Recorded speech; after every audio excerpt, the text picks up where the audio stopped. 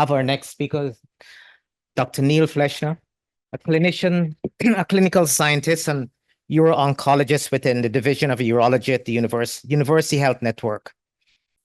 He's the founder and director of the GU Biobank, the recipient of the inaugural Princess Margaret Hospital Foundation Love Chair in Prostate Cancer Prevention, and is the Martin Barkin Chair in the Urological Research. I should also remark that we saw Dr. Belinda Morrison before. Well, that's our mentor. Thank you so much. Okay. You want to give me the clicker, maybe? Or you're going to just about it? It's miss. Okay. Well, first of all, thanks for the invite to come here. It's really a pleasure to talk to you. I've been a prostate cancer doctor for about 30 years.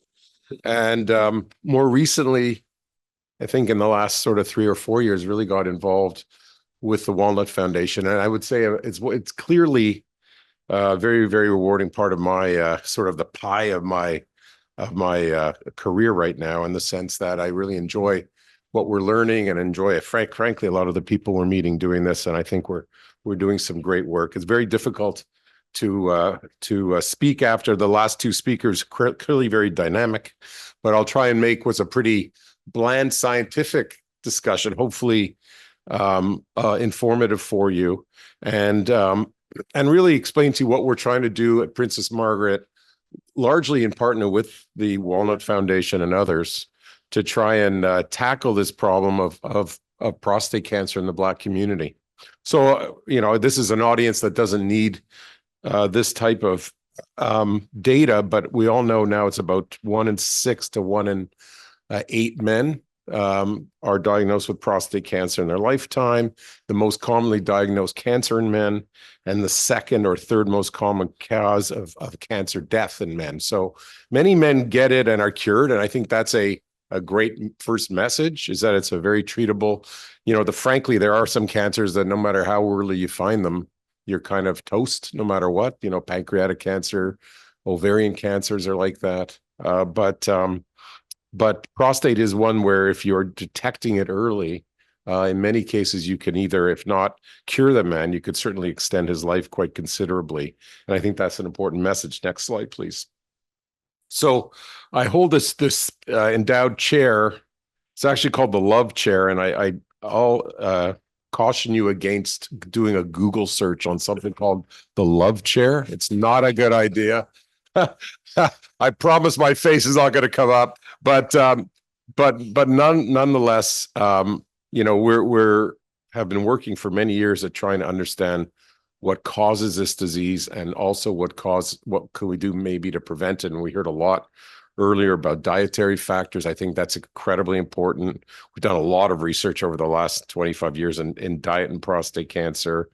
We've tried, largely unsuccessfully, frankly, unfortunately, to pharmacologically try and manipulate the impact of poor lifestyle.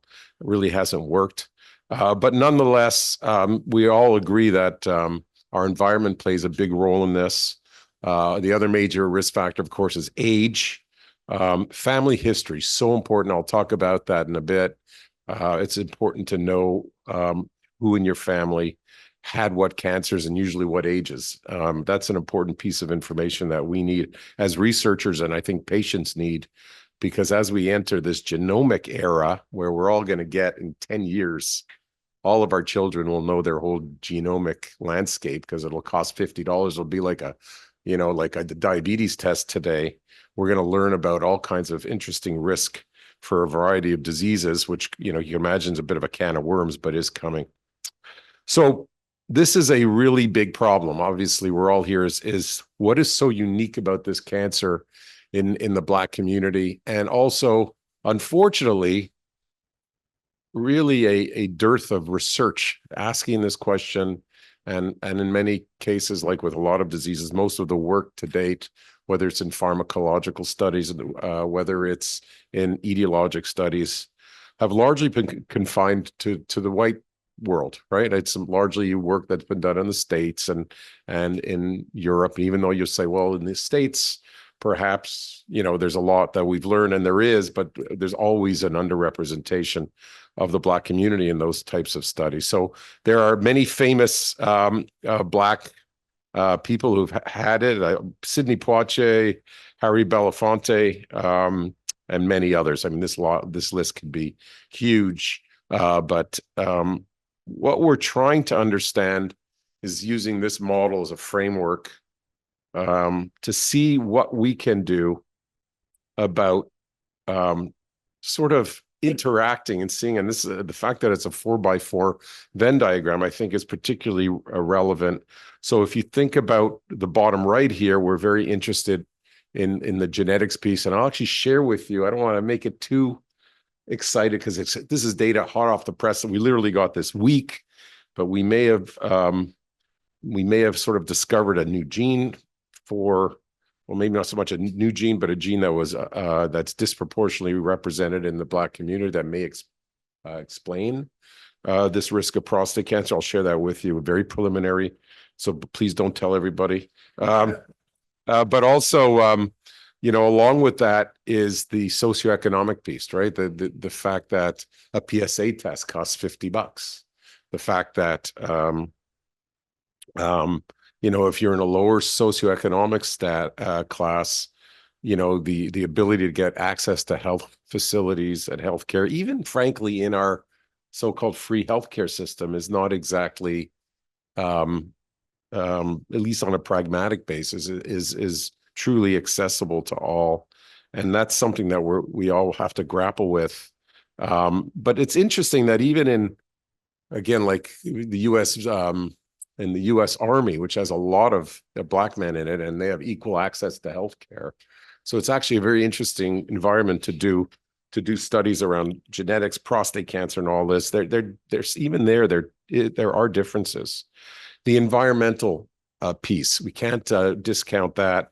Thinking about diet, that was discussed earlier. Thinking about other aspects that we perhaps don't even know that have real impact. And there's no doubt that diet and the way we live our healthy or unhealthy lifestyles contribute to this.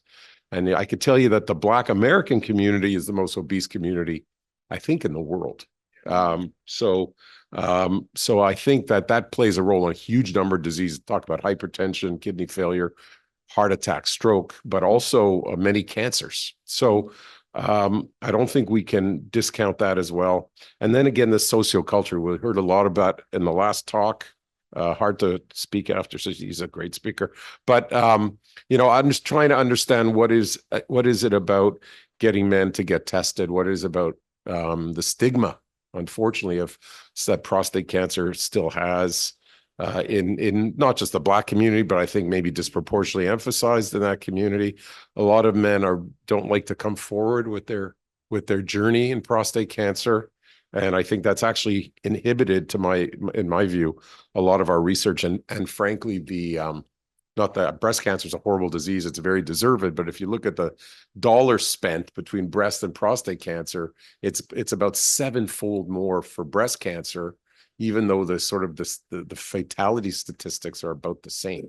And I think that's because women are more vocal. They, you know, when women get together, they talk about their breast cancer. When men get together, they talk about the football scores, right? We do everything we could do to avoid talking about these. Maybe that's probably part of the box of masculinity. So I think, you know, organizations like this, I think, ultimately can serve a role for advocacy. So next slide, please. So what is our group doing about it? And this really came upon an opportunity that came out, and we got interested in this. And I got interested in this because of it's a pretty sad story, but I saw a man in my clinic probably about 10 years ago. Actually was a Black man, and he had a PSA level of in the 2s, which is a pretty good number. And he came to see me, and I asked him about his family history, and he told me his mother had breast cancer and his sister was dying of ovarian cancer. And I said, you know, well, that's, you know, my spider senses started to tingle that then maybe this man has a high risk of prostate cancer. So I went, and even though usually the cut point is about 2.5 or 3 to go ahead and test, In fact, I tested him anyways because I just had a bad sense of everything. And I did an MR of his prostate and it looked normal. And even though the MR was normal, I did a biopsy on his prostate and showed no cancer and everything was great. And, I probably felt bad that I almost over interrogated him, maybe losing all my clinical skills. And sure enough, he shows up it's crazy to imagine is he showed up in my office about 9 months later, not feeling well. His PSA was like 700 and it was widely metastatic. Now, I don't want to scare this happens. I've seen a bajillion cases of prostate cancer. This is the large exception, not the rule, but that man's story stuck with me. And then I had another patient, and now we've learned, and we learned from him that he was a BRCA carrier, a BRCA2 carrier actually, and that explained why his disease took off like wildfire. But so I was very, and as a clinician, you not only do you feel bad for the man's outcome, but you also feel like you're not a particularly good doctor, right? Like this guy, you did everything, and despite that, you kind of got burned. So I got very interested in this whole concept of genetic risk, not only because if you harbor these genes, you're more likely to get it, and more likely to get it at a younger age. In many cases, not all, it's a much more aggressive cancer. So this was the first study published. This is the New England Journal of Medicine. I'm sure everyone's heard about, a very famous journal.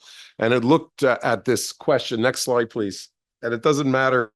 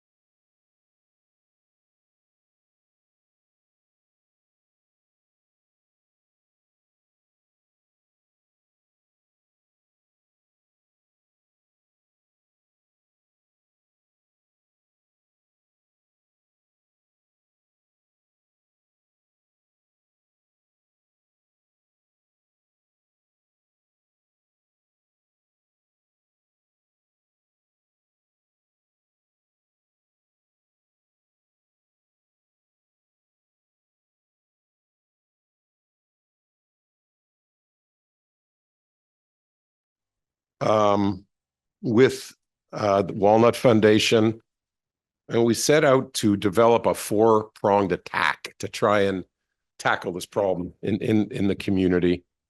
The first one was a biological approach because I'm kind of a nerdy scientist. That's part of what I do. So we're actually trying to see if we can learn about these mutations in the Black community and maybe discover new ones. The second one is even more controversial. I'm going to tell you about it, and I hope you don't all go aghast, but I'll try and explain it to you what we're doing and explain to you why it's unique. And then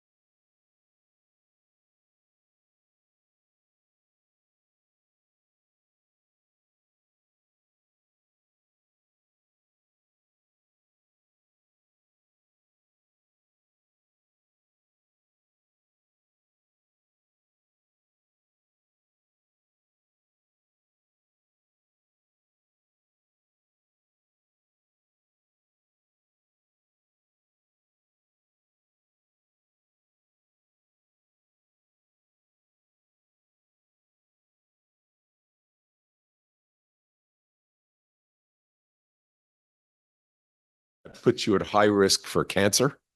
And you can measure or test for those with any body sample. So you can use a saliva test, a blood test, anything where you can get some DNA from any cell in your body. We would know if you have that abnormality. The second is called a somatic mutation, and that's not as, well, it's important, but for today's talk, less important, because that is a abnormality that the cancer cell itself has acquired as a mutation. And those, you need to do a biopsy. You actually have to get the tumor tissue to measure those. And those are not passed off to your offspring. So we're particularly interested on the right side, because the right side could help identify, if we find a poor individual who comes to the clinic and has an abnormality and his PSA is 1,000 and he's metastatic, that poor man is going to die, unfortunately, of his cancer, hopefully later, not sooner. But it's a real opportunity. We can't cure him, but it's maybe an opportunity to cure a son or a daughter, because some of these genes are also at risk for other female cancers, or a brother, or a sister, or an aunt, or an uncle, or a nephew. Next slide. So it turns out, when I was a baby urologist studying this, we used to believe that only 5% of prostate cancer was explained by the genetics. It's now, with modern computer technology and modern math, it's sort of now it's about 60%. So it is very much a genetic disease. And it's often in these genes that are involved in DNA repair. What does that mean? Our cells are constantly being bombarded by bad stuff, right? And so our cells have to have, and it damages the DNA, trying to cause mutations in our body, because that's what a mutation is. It's damaged DNA. And if not surprisingly, in order to survive, our cells have to have an ability to repair that and fix it. And if the ability to fix it is impaired, then you're more likely to accumulate mutations, and away you go. So it turns out they've learned that there's these whole slew of genes associated with different cancers, and it's not just prostate. It turns out to be breast cancer, ovarian cancer, leukemias, skin cancers, you name it, are often related to these. And of course, most of this work all done, I'd say 98% in white people. So European mostly, and North American. Next slide. So why is it important to know this? Well, as we said, if you harbor these genes, then maybe we can we have now a group of men, if you don't have the cancer, that we can really watch like a hawk, and perhaps detect it early. And in another subset, I'm one of the few surgeons in the world, but I actually offer prostate removal for men who have these genes, even if they don't have yet developed cancer. So it may sound a little extreme, but I don't think it is. But we can watch these men more careful and closer. And then we could also pull in their family and do what we call cascade testing, right? Let's bring in your sister, see if she harbors it. Because if anyone harbors the gene, any first degree relative, which is a son, brother, father, sister, has a 50-50 chance of having it. A second degree relative, a grandparent, nephew, niece, is about a quarter. That's how the math works. So, and then if you actually have the prostate cancer and you have these abnormalities, then as I say, it may make your disease more aggressive, but it actually also opens up the opportunity for, like a key in a lock. There's certain drugs that have been developed that will work if you have the abnormality, but not work if you don't. So that's another reason to know. Overall, you'd rather not have it, because the overall outcome is bad, even though there's extra drugs available. It's still worse. Next slide. So this is the hot off the press stuff. So what we did is interrogated one of our biobanks. These are men with bad prostate cancer, and we are doing the whole genes. We're doing what's called whole genome sequencing. So it's like basically imagine a gene is like a book. We are translating that whole book, right? We're figuring out every letter, every word, every sentence, and we're trying to understand this. So it turns out, of the 640 patients with really bad prostate cancer in our databases, about 1 in 7 had one of these mutations given to them from mom or dad. And it turns out, and these are doesn't matter what the gene is, but it's this one called PMS2, which we felt historically was very underrepresented in typical cohorts. We found a lot of patients had this PMS2 abnormality. And next slide. So Now it's quite interesting, and this is also opening a can of worms a little bit, is we could also test this DNA and find out somebody's ancestral origins, right? So there are markers in your DNA to figure out, and there's one of these, I think it's 5 supergroups of people.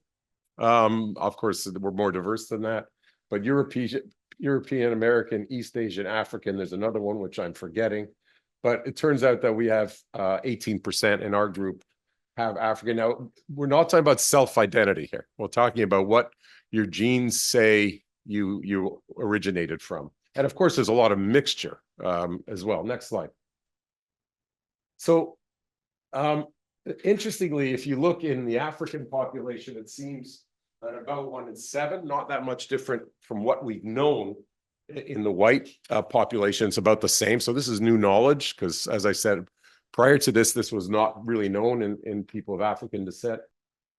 So here's the second, and again, this you could, and maybe one of the things I'd love to hear is, we're talking about trust in the research infrastructure, and there's bad history here. And this is an interesting study we're doing called the traceback testing. So we've identified these high-risk families now from a blood sample in our banks. Of course, many of these men are now dead. So what do we do with this information? Do we just bury it and say, this is an interesting study? Or do we try to contact the family and say, do you remember Uncle Joe who died 8 years ago? Well, it turns out he had a gene, and we'd like to invite you in to be tested. Are you interested? So even though it sounds like a good idea, you could admit it's fraught with ethical challenges because Uncle Joe may not have, although he consented to do genetic research, because we wouldn't be able to do that unless he did, he didn't specifically say, if I have an abnormality, you could contact my family. So we're navigating these waters right now at the hospital and through the ethics department, but there's a real opportunity here to save lives because it's almost like a smoking gun finding. So we're trying to figure this out, how to do it, and particularly challenging in Canada because, for all I know, Uncle Joe's brother lives in Guyana. His sister might be in Atlanta. So so we're trying to learn, not only can we do this, but just from a feasibility point of view, how many relatives could we even actually contact and get tested? And that's one of the things we're trying to learn. So we're also doing a lot of work around genetics. So Earl Miller here is one of our volunteers who does a lot of work with our group, interviewing Black men in particular and their experiences about prostate cancer, but also how knowing genetic information may or may not have changed or will change maybe their behavior around getting tested or that sort of thing. Next slide. So our other aims, as I mentioned, is really around education and awareness. And I think, as I mentioned earlier, we all learned in med school. Obviously, I remember the prostate cancer lecture in med school because I probably was interested in it. But I think we always learned that the Black community was at higher risk. But I think it's a little nugget you hear in med school and you just put in your data banks and probably don't really enact in your everyday life as a primary physician. So we've worked with the Canadian Neurologic Association, as well as the Family Practice Association of Canada, and developed a webinar trying to raise awareness in primary care doctors around this risk so that perhaps men can get, so there'd be maybe more of an emphasis on testing in that community. And then we're also trying to raise public awareness. We've been working with the Walnut Foundation. We have videos, we have website material, and we've also opened a clinic at Princess Margaret called the GRASP, which is a genetic risk assessment prostate clinic. But we're also really interested in accepting men who have these anomalies. A, we want to watch you like a hawk, and B, frankly, we also want to learn from you for the next generation to learn more and more about how to tackle this problem. Again, not only from a sociocultural point of view, but a biologic approach to it. There truly is a biologic difference here. Next slide. And then the other thing we're doing is getting out to the community. So I think PSA testing is a bit of a problem writ large across Canada. One is there's a little bit of, there continues to be some controversy about whether it's overall beneficial or not. It's not reimbursed in Ontario, which is, I think, a shame. You know, and even though it's only $20, $20 is to some people is a lot of money. But secondly,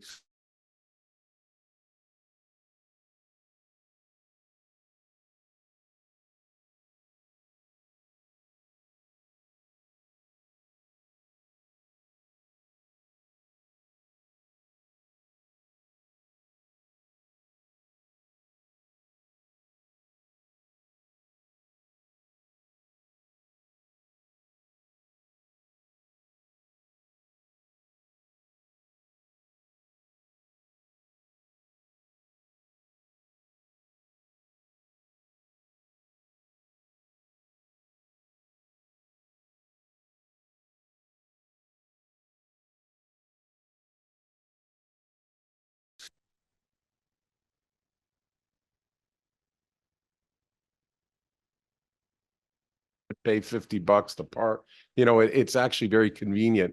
And I think one of the things we've learned is by partner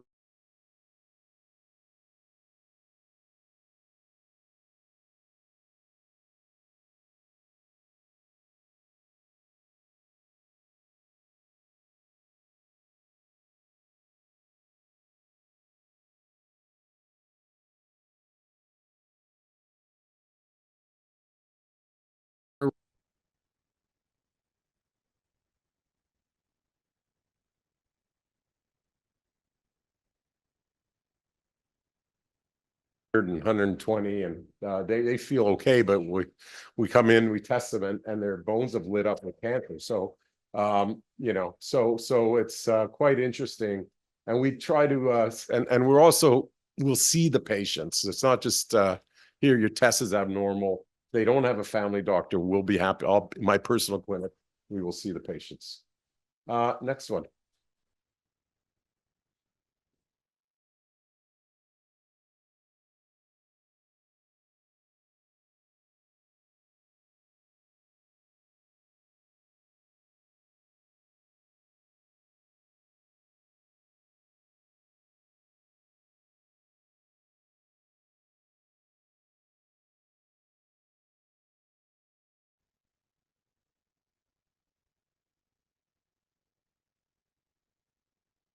There's no way that I could do this alone. Like if I don't have this community built in, this goes nowhere. I think we all understand that and respect that. And again, and Jackie Benner is probably your next speaker. Are you next, Jackie, or you already went? Oh, okay. So working and trying to understand how maybe we could better streamline the abnormals. And we want to expand. We're talking about the Indigenous community now. We're also think we should expand this to not just the Greater Toronto area. So trying to work with Anthony and Ken to see if we can get Walnut to be, you know, also in Nova Scotia and also in Alberta and also maybe in Quebec, even though there's different challenges there. It's a French-speaking population. So we're trying to get the funds together to see if we could do that. And we've even been given a $500,000 grant for some of this work to continue. So this has been, again, a real pleasure from my point of view. Next slide. This is not just me, by the way, like as a lot of people know who are involved in this projects. I sort of have the ideas and think about raising the money, but a lot of the hard work is done by the great people who work with me. So just some take-home messages. This is preaching to the choir. Obviously, Black men are more likely to develop prostate cancer, die from it.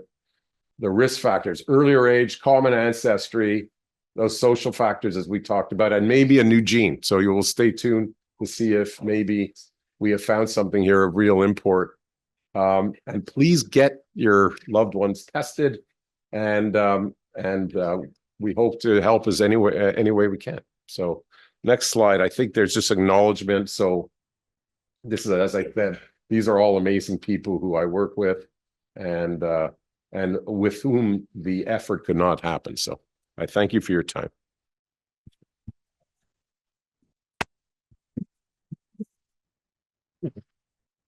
Thank you. Are there questions for Dr. Fleshner? Well, as ever. Yeah, I just noticed. Yeah. Testing starts at 40, Yeah. and that's our numbers. Generally, unless you're a BRCA, if you're a known carrier, we would start at 35, which is extreme. And that's sort of not that's like in my clinic and my idea. But most people say 40 for high risk.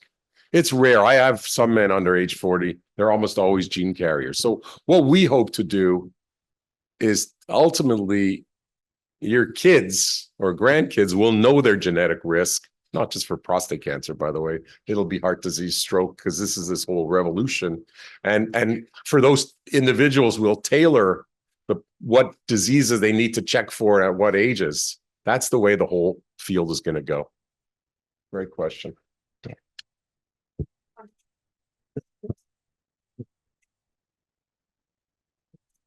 So the question is, thank you. Happy to say I'm a patient of yours. Okay.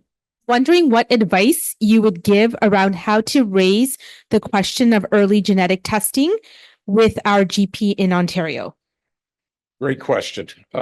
So believe it or not, we're actually very spoiled in Ontario around genetic testing.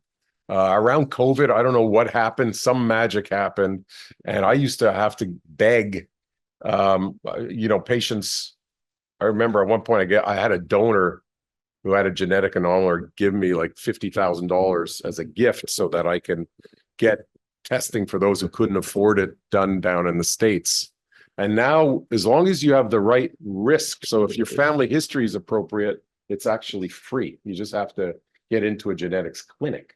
So if you have a strong family history, it's doable. If you want to just know on your own, out of curiosity, I think probably now, but again, just to give you an idea of where this is going, 8 years ago, when the government of Ontario tested for one gene abnormality, BRCA1, so that was usually women with breast cancer, one gene cost $8,000.